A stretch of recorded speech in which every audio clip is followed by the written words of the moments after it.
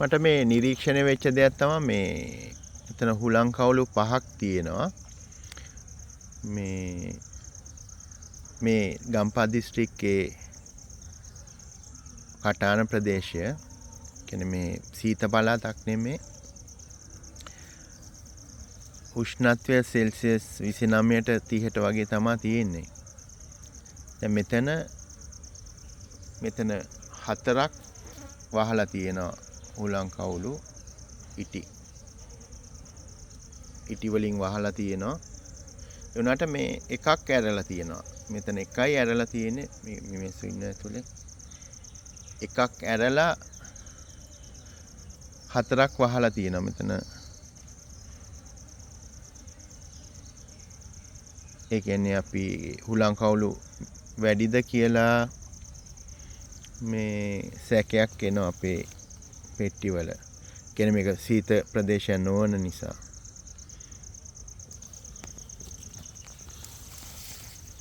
දැන් මේක මං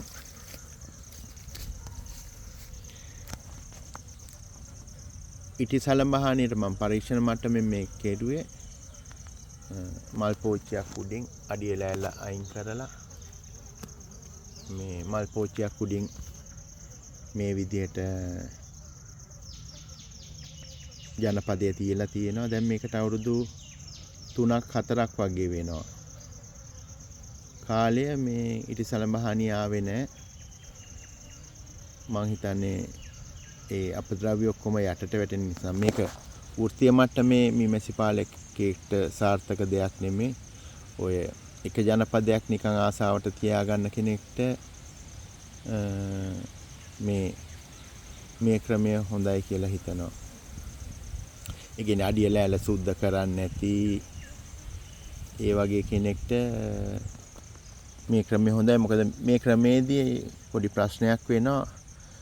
මේගොල්ලන්ට හොඳ ආහාර තියෙන ප්‍රදේශයක් නම් යටට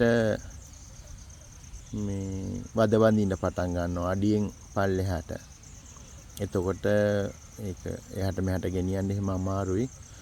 මේ එක තැනක තියලා අඩිය ලෑල්ල සුද්ධ කරන්නේ නැති කවුරු හරි ඉන්නවා නම් මේ ක්‍රමය සුදුසුයි කියලා මං හිතනවා.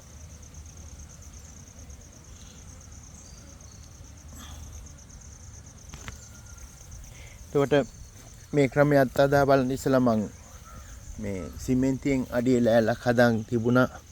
ඔද ඉටිසලඹහානියට බ්‍රෂ් කෙරුවට මේ කීටේ ඔක්කොම යන්නේ උණු වතුර දාන්න ඕන. මේ උණු වතුර දාපුවම අපේ අඩිය ලෑලි දිරලා යන නිසා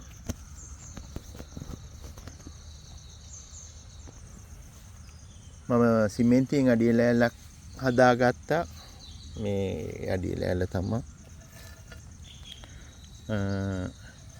මේකට උණු වතුර දාලා මේ අඩිය ලෑල්ල සුද්ධ කරන දවසට මේ සිමෙන්තියට තමයි උණු වතුර දැම්මේ.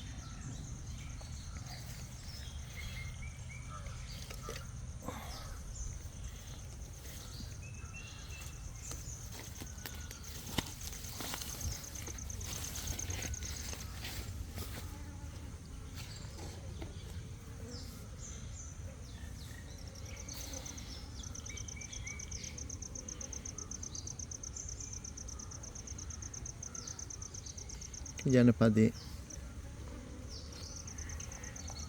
මීමැස්සෝ ඉන්නවා.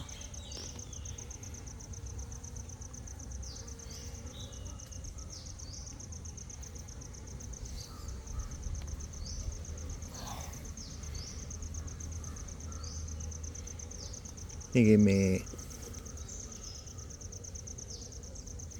ඉඩ නැති නිසා මම තවත් පැණි පෙට්ටියක් මේකට එකතු කරා.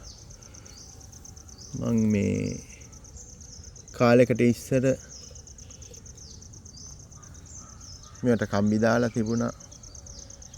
මේ ඒ පැණි වද වගේක් හම්බුණා. දැන් ඒවත් මම මේ පැණි පෙට්ටියට ඇතුළත් කරා. බලමු ඒවා වහගෙන ඒගොල්ලෝ පාවිච්චියට ගන්නවද කියලා.